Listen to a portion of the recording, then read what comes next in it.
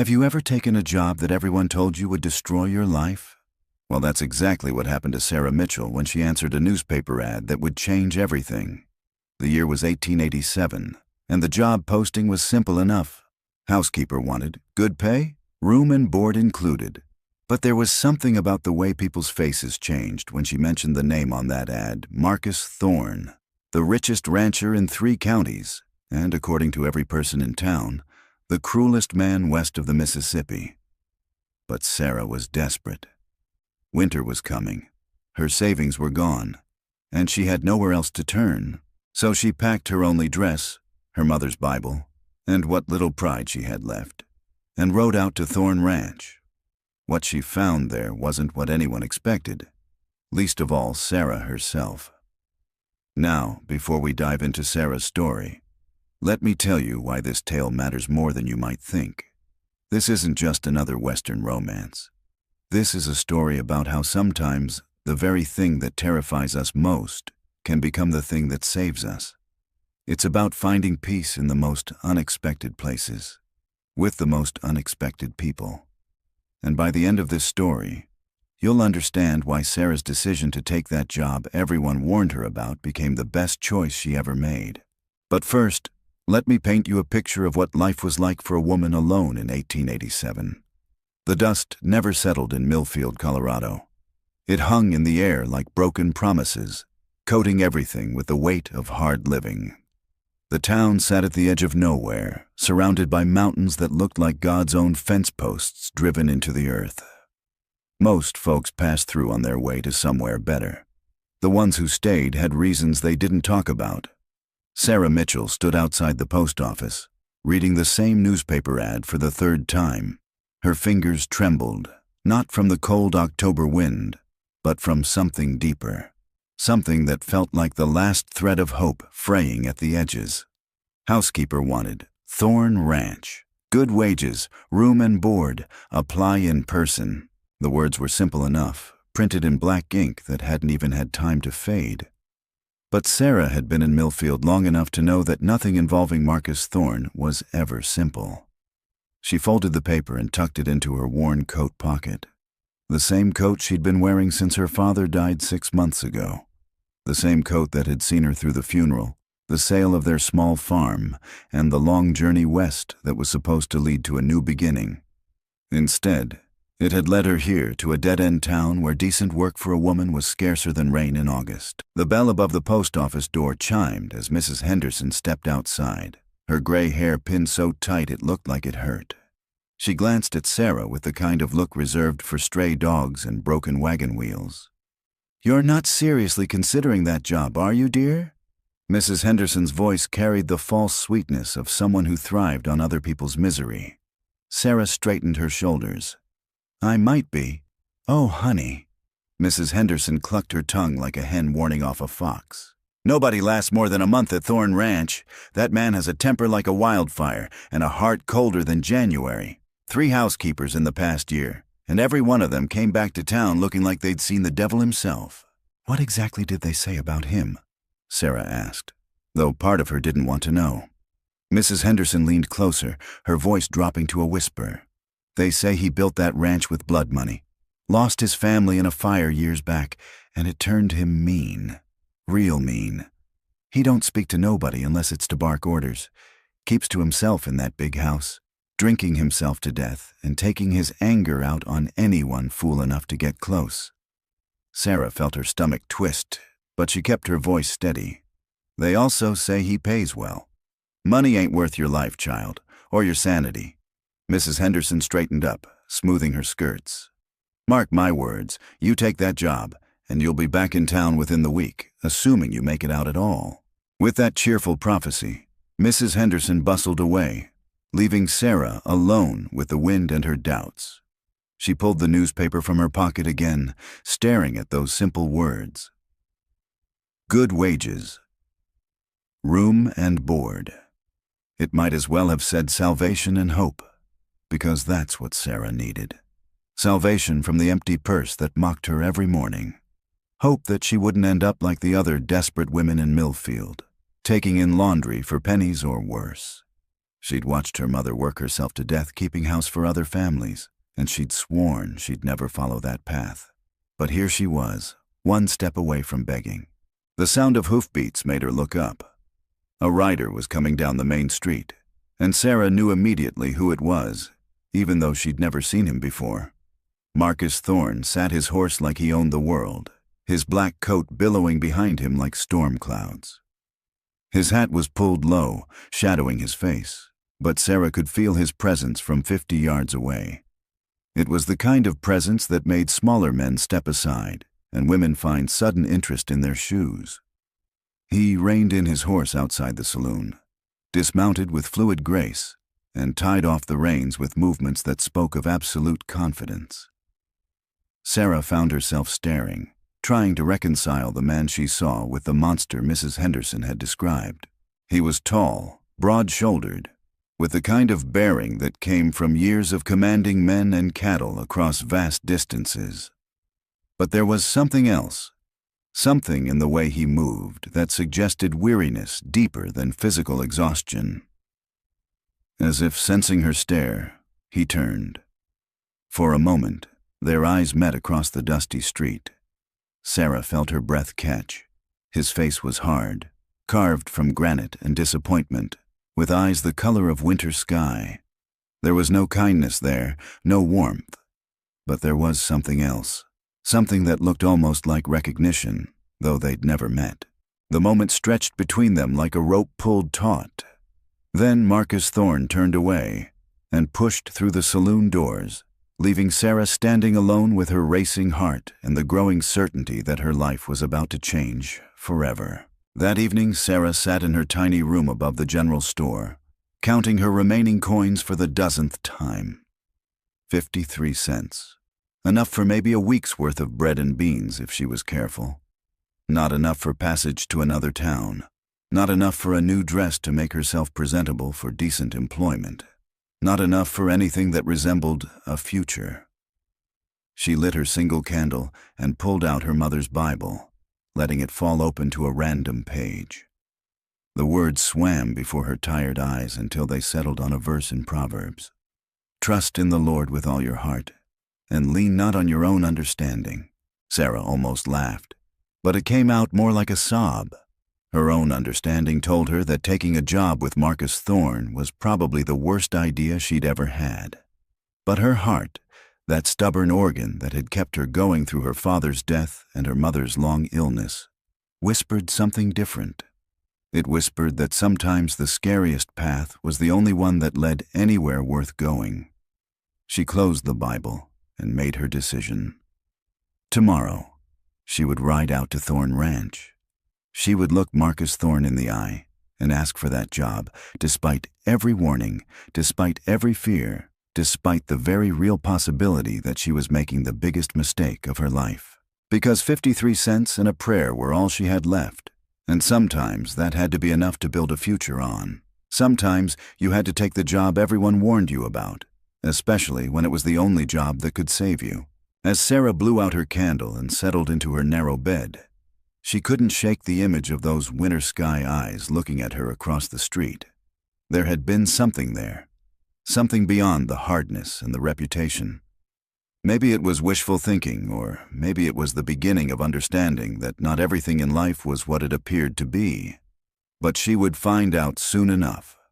Tomorrow she would ride out to discover what lay behind the warnings, beyond the fear, and past the reputation of the cruelest man in 3 counties.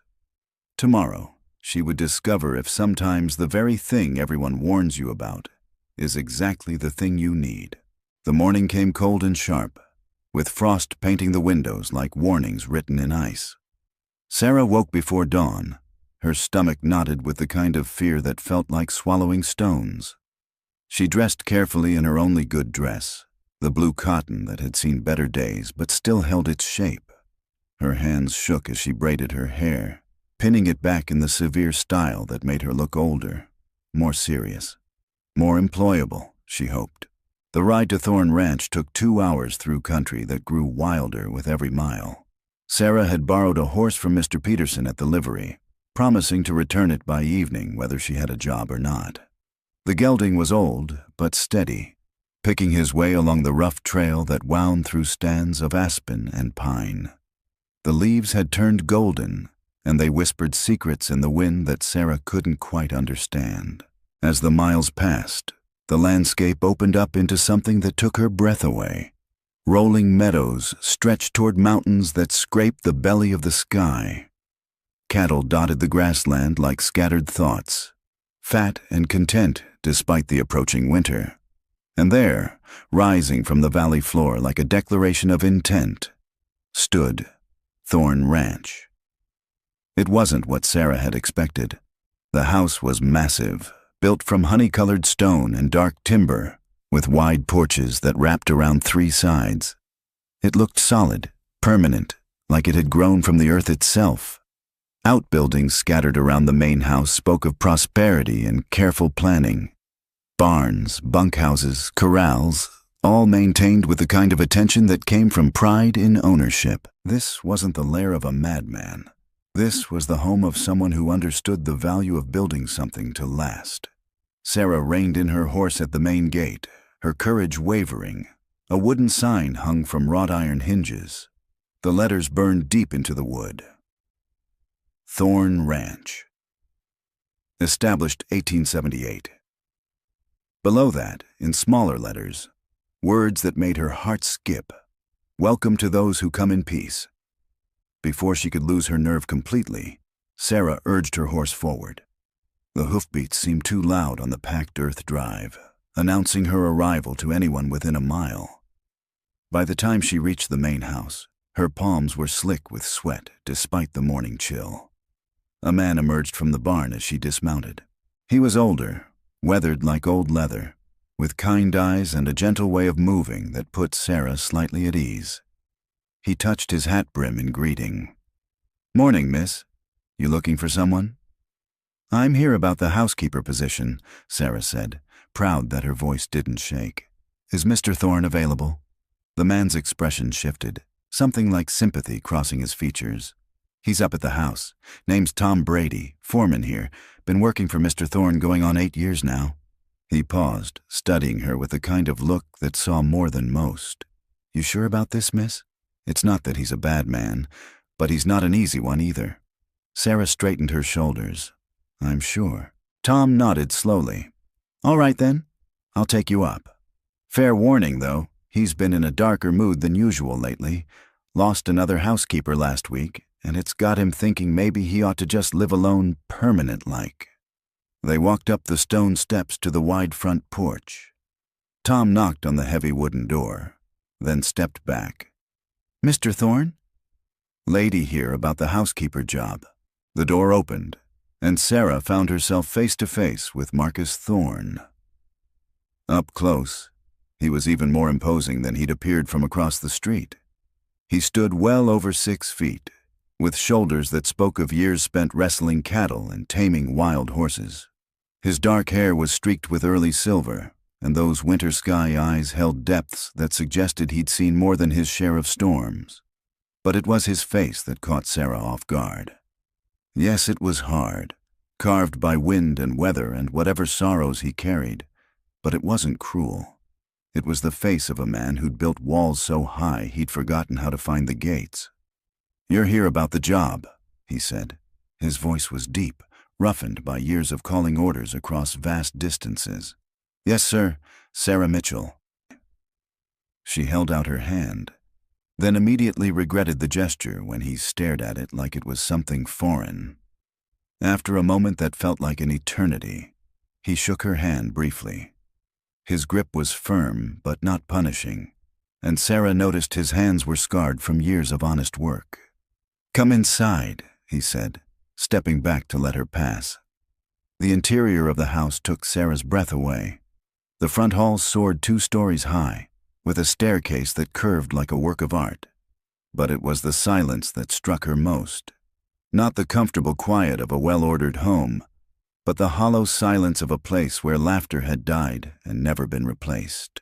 Marcus led her into a sitting room that was beautiful and heartbreaking in equal measure. Fine furniture sat arranged with mathematical precision, every surface dust-free but cold. A massive stone fireplace dominated one wall, but the hearth was cold and swept clean. On the mantel sat a single photograph, turned face down. "Sit," Marcus said, gesturing to a chair upholstered in deep blue velvet. Sarah perched on the edge, her back straight, hands folded in her lap. Marcus remained standing, his presence filling the room like smoke. "The last 3 housekeepers lasted exactly 2 weeks, 1 month and 4 days respectively," he said without preamble. "They all left claiming I was impossible to work for. What makes you think you'll be different?" Sarah met his gaze steadily. "Maybe I won't be, but I need this job, Mr. Thorne, and I'm willing to work harder than anyone you've had before." "Need." He repeated the word like it tasted bitter. What kind of need drives a woman to seek employment with someone everyone in town calls a monster? The question was blunt, almost cruel, but Sarah heard something else beneath it. A man testing her resolve, maybe testing whether she'd run before he had to watch another person walk away. "The kind of need that comes from having 53 cents to your name and nowhere else to turn," Sarah said honestly. "My father died 6 months ago. I came west looking for a fresh start, but fresh starts cost money I don't have." Something flickered in Marcus's eyes. "What happened to the other housekeepers?" Sarah had been dreading this question. "Mrs. Henderson said they couldn't tolerate your temper."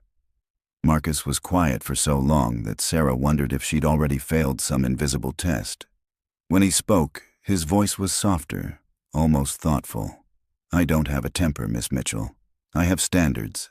I expect meals served on time, laundry done properly, and my privacy respected absolutely. The women who worked here before seemed to think their job included reforming my character and brightening my disposition."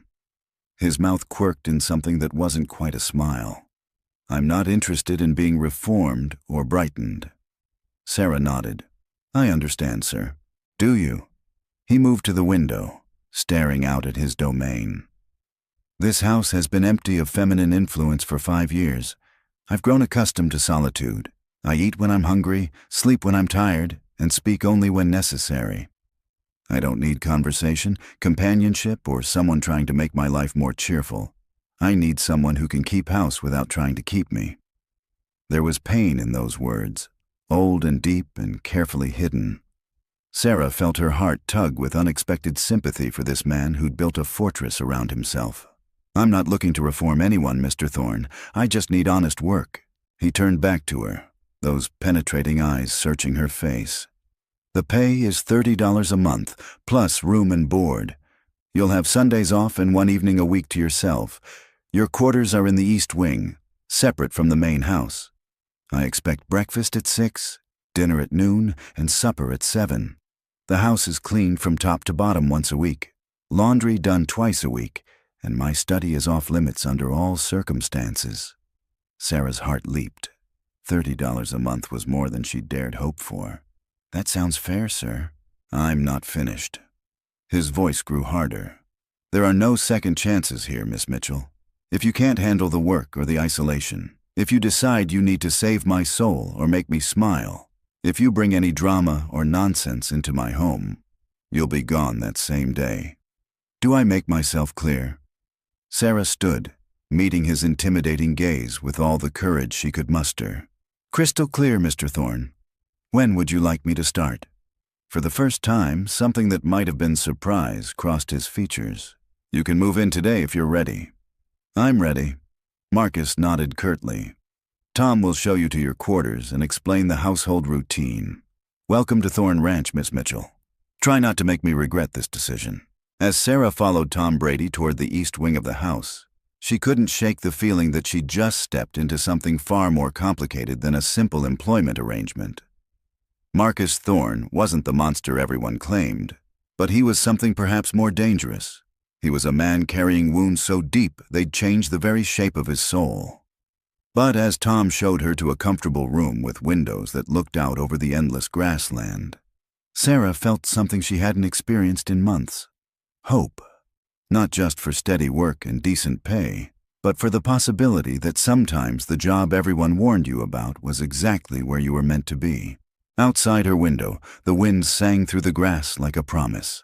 And for the first time since her father's death, Sarah Mitchell allowed herself to believe that maybe, just maybe, she'd found her way home.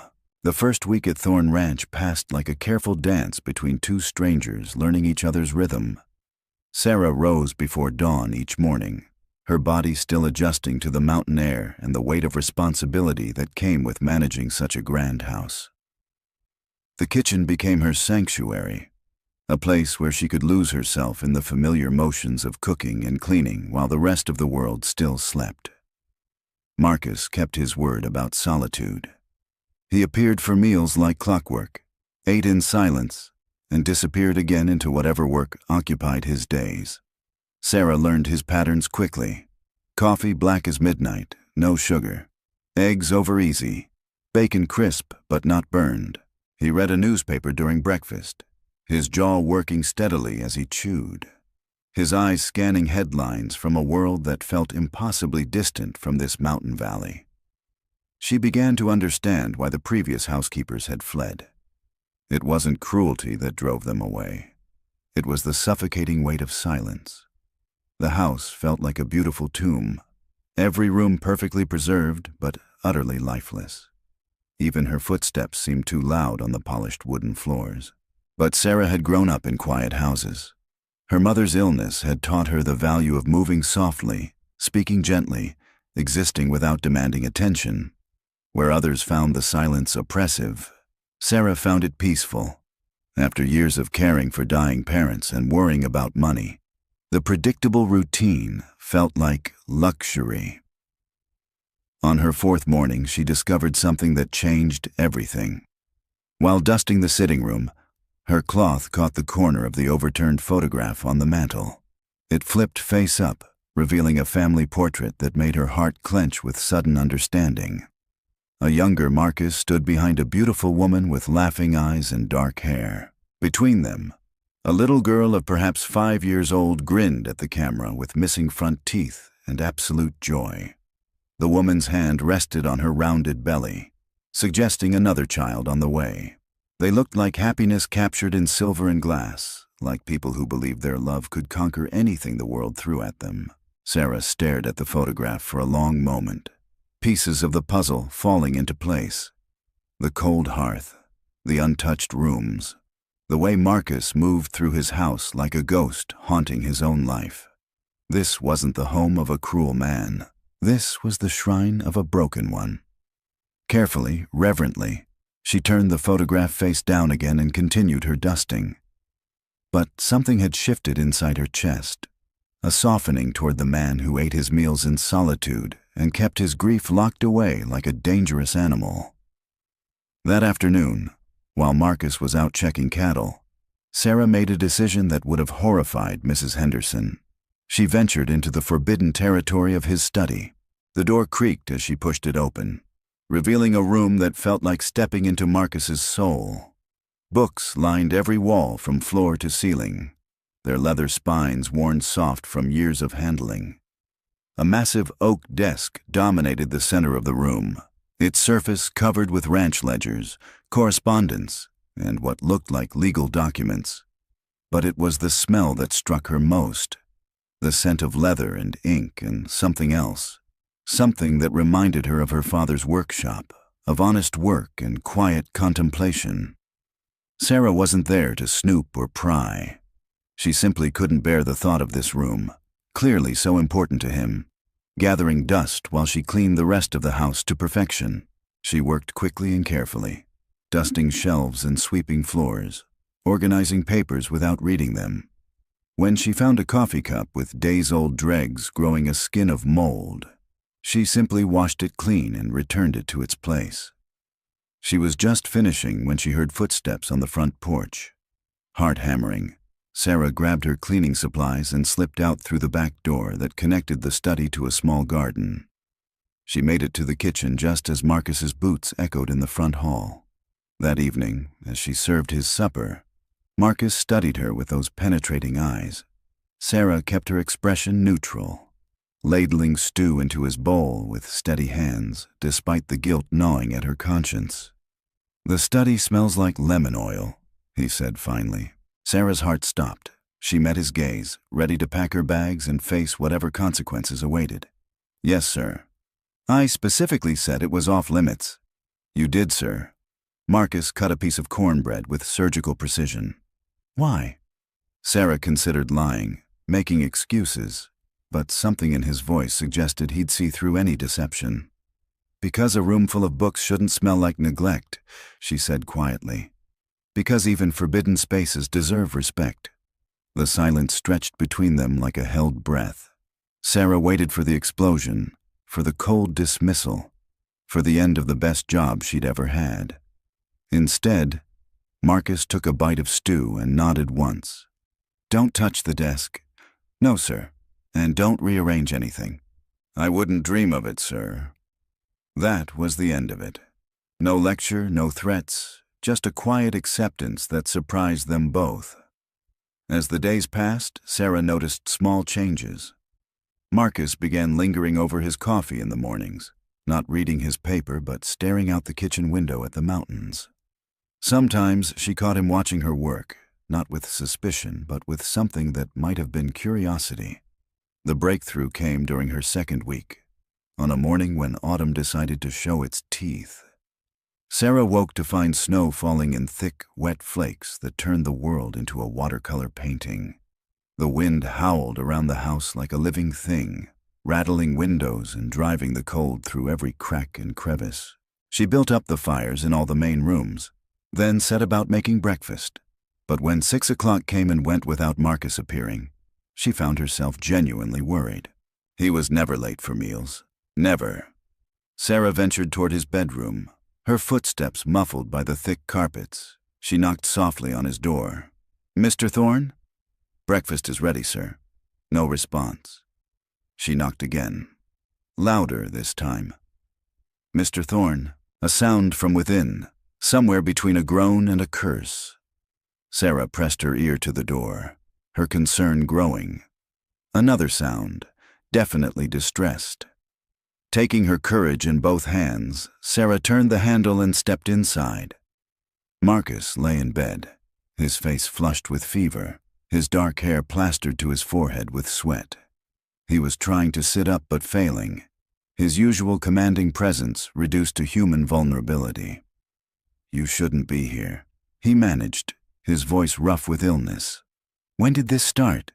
Sarah asked, crossing to the bed without hesitation. "Last night, just a cold." But even as he said it, another coughing fit seized him, racking his body with spasms that left him gasping. Sarah pressed the back of her hand to his forehead. He was burning up, his skin hot and dry to the touch. "This isn't a cold, Mr. Thorne. This is influenza." "I'll be fine."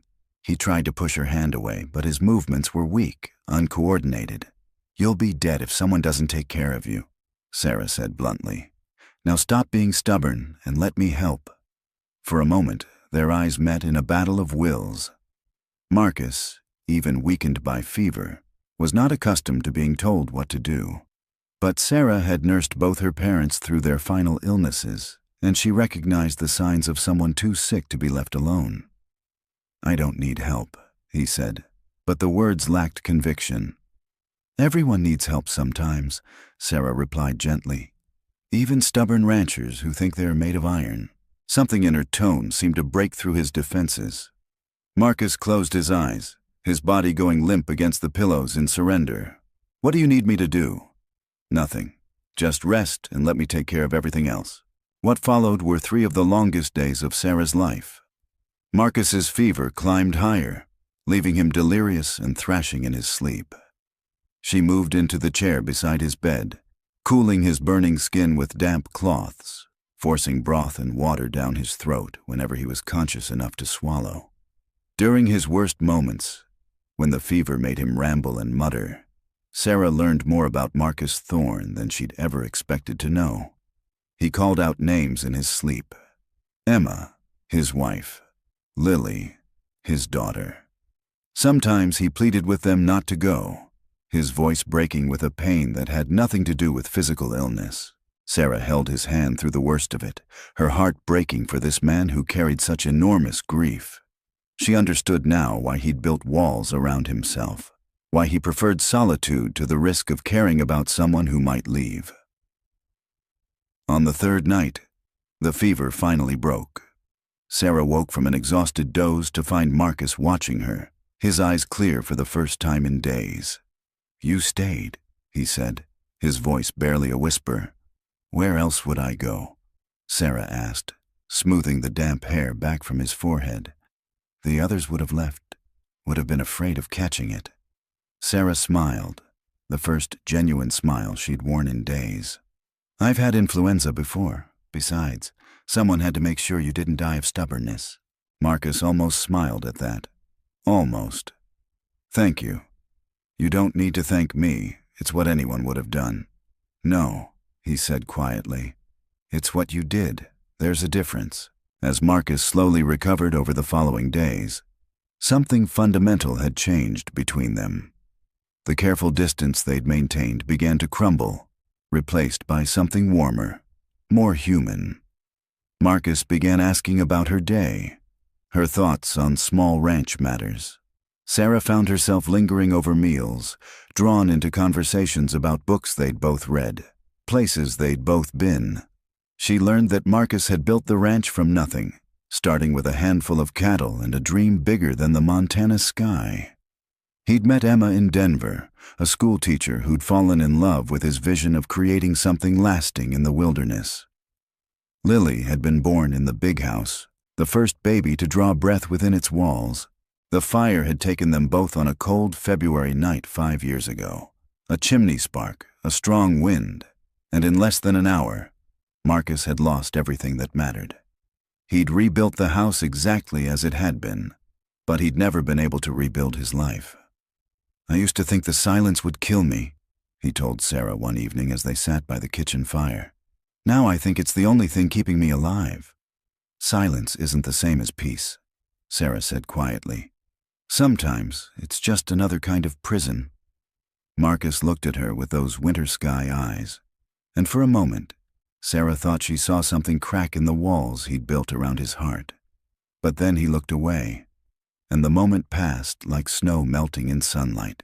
Still, she'd planted a seed, and seeds, Sarah knew, had a way of growing in the most unlikely soil, especially when tended with patience and care. As winter settled over Thorn Ranch in earnest, she began to hope that maybe, just maybe, she could help this broken man find his way back to something resembling life. After all, she'd taken the job everyone warned her about and found something unexpected. Not the cruelty and danger she'd been promised, but the beginning of something that felt suspiciously like home. And if there was one thing Sarah Mitchell had learned in her 24 years, it was that home wasn't always where you expected to find it. Sometimes it was exactly where you were brave enough to stay. The first real test of their fragile new understanding came with December's bite. Snow piled against the windows like nature's own curtains, and the wind sang lonesome songs through the eaves.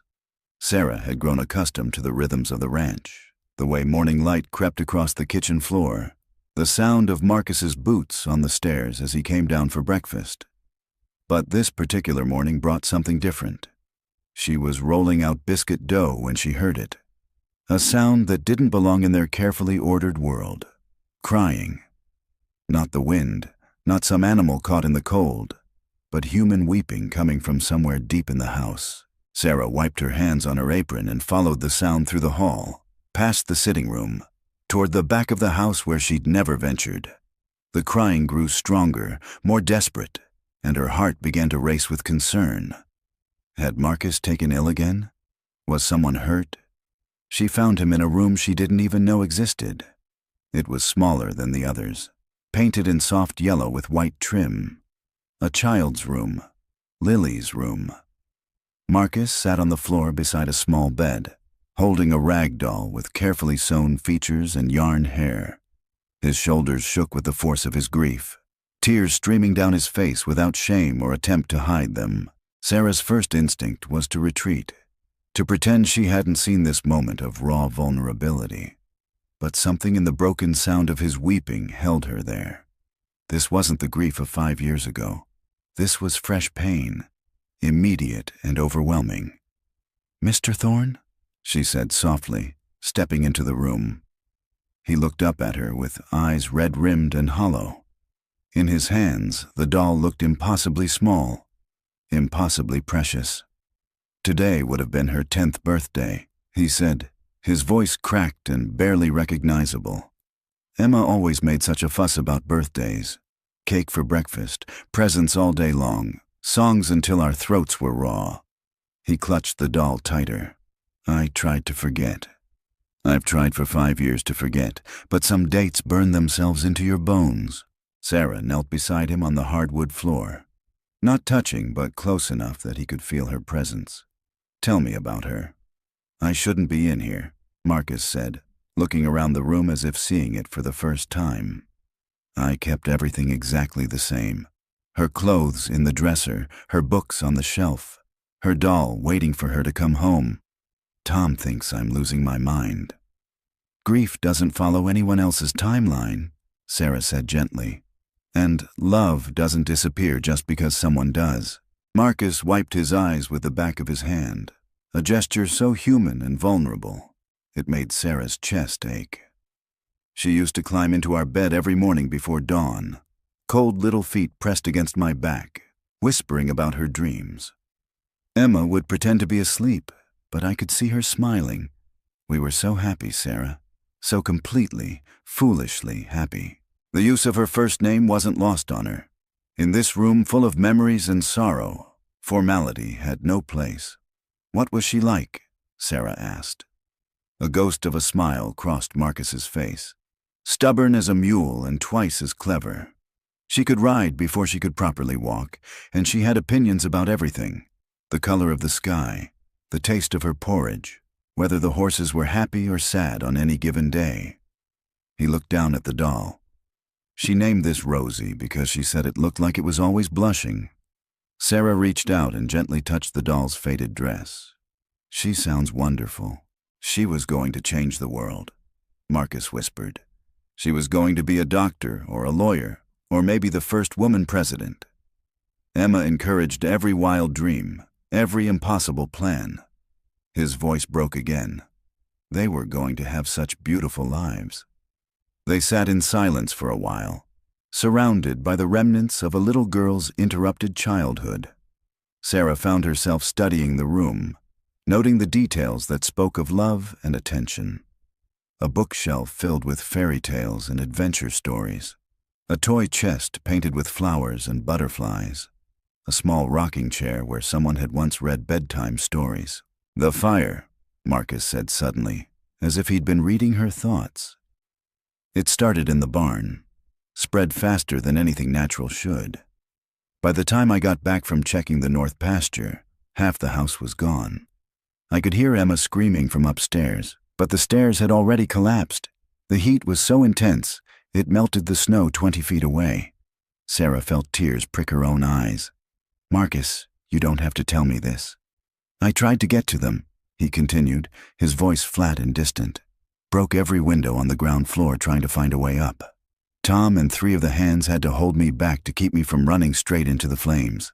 I fought them like a wild animal. I would have died trying to reach them if they'd let me. They knew you loved them, Sarah said firmly. They knew you would have saved them if you could. Would they? Marcus turned to look at her, his eyes haunted. Sometimes I wonder if they're waiting for me somewhere, wondering why I couldn't reach them, why I wasn't strong enough or fast enough or smart enough to save them. Sarah reached over and took his hand, the same hand that had shaken hers so formally that first day. Now it felt different, warmer, more real. They're not wondering that, she said with quiet conviction. They're grateful you survived. Grateful you're here to remember them, to love them still, to keep their story alive. Marcus stared at their joined hands for a long moment. How do you know that? Because I know what it feels like to lose everyone you love, Sarah said simply. And I know that love doesn't end with death, it just changes form. Something shifted in the air between them, a deepening of understanding that went beyond employer and employee, beyond the careful boundaries they'd maintained. In this room full of ghosts and memories, They were simply two people who had learned that life could break your heart and still expect you to keep living. "I used to come in here every night," Marcus admitted, "sit in that chair and tell her about my day, like she was still listening. But after you came, I stopped. It felt like betraying them somehow, being happy again." "Being happy isn't betrayal," Sarah said softly. "It's what they would want for you." "Is it?" He looked around the room again, his expression lost. "How do you know when it's time to stop grieving? When it's time to put away the doll and close the door and try to build something new?" Sarah considered the question carefully. "I don't think you ever stop grieving completely, but maybe you learn to carry it differently. Maybe you learn that love and sorrow can exist alongside new joy, new hope." Marcus was quiet for so long that Sarah wondered if she'd overstepped. But then he squeezed her hand gently. "Emma used to say that life was like a river," he said. "Always moving, always changing, but always the same water underneath.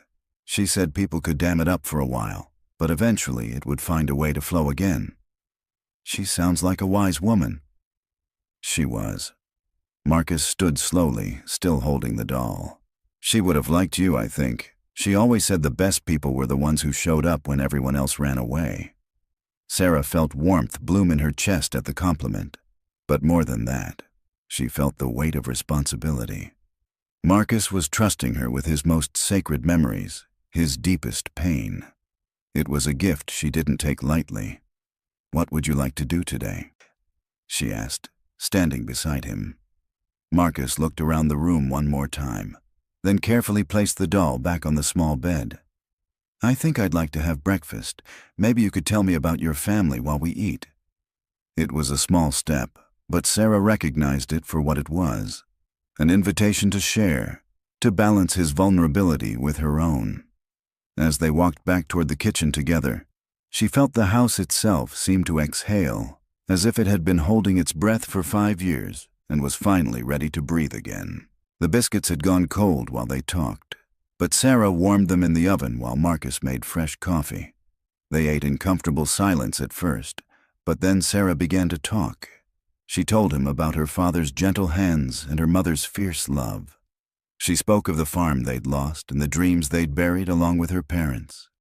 "I used to think I was cursed," she admitted, as snow continued to fall outside the kitchen windows. "Everyone I loved seemed to leave me, one way or another. I started to believe that maybe I wasn't meant for happiness, that maybe some people are just born to watch other people's joy from the outside."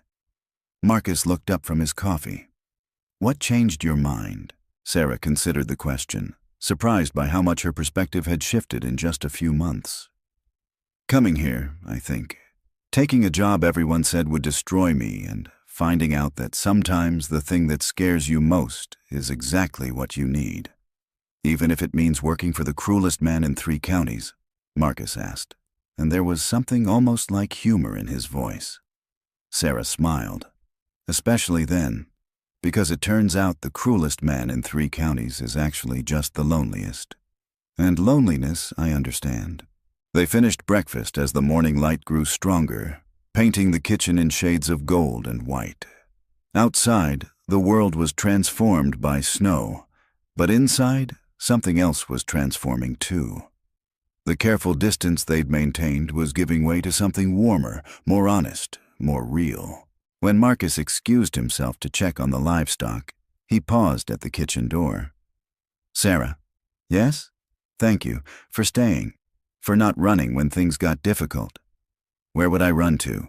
she asked with a smile. "This is home now." The word hung in the air between them, heavy with meaning neither was quite ready to examine too closely. But it was there now, spoken aloud and impossible to take back. Home. Not just a job, not just shelter from the storm, but something deeper and more permanent. As Sarah cleaned up the breakfast dishes, she found herself humming softly, a habit she'd lost somewhere between her father's death and her arrival at the ranch. The melody drifted through the house like a promise, the first music these walls had heard in 5 years. From somewhere outside, she heard Marcus's voice calling to the hands, giving orders and checking on the stock. But there was something different in his tone today, something lighter. Not the voice of a man going through the motions of living, but the voice of someone who was beginning to remember what it felt like to be alive. The job everyone had warned her about was teaching Sarah something she'd never expected to learn. Sometimes the greatest risk wasn't taking a chance on someone dangerous, but taking a chance on someone broken. Sometimes the bravest thing you could do was stay when everyone else had given up and run away. And sometimes, if you were very lucky and very patient, broken things could heal. Not back to what they were before, but into something new and different and beautiful in its own way. As snow continued to fall on Thorn Ranch, covering the world in pristine white, Sarah Mitchell allowed herself to believe that maybe, just maybe, she had found exactly where she belonged. Not despite the warnings, but because of them. Not in spite of the danger, but because of the courage it had taken to stay and see what lay beneath the surface. The cruelest man in 3 counties was turning out to be something else entirely. And Sarah was beginning to understand that sometimes the very thing everyone warns you about is exactly the thing that will save you.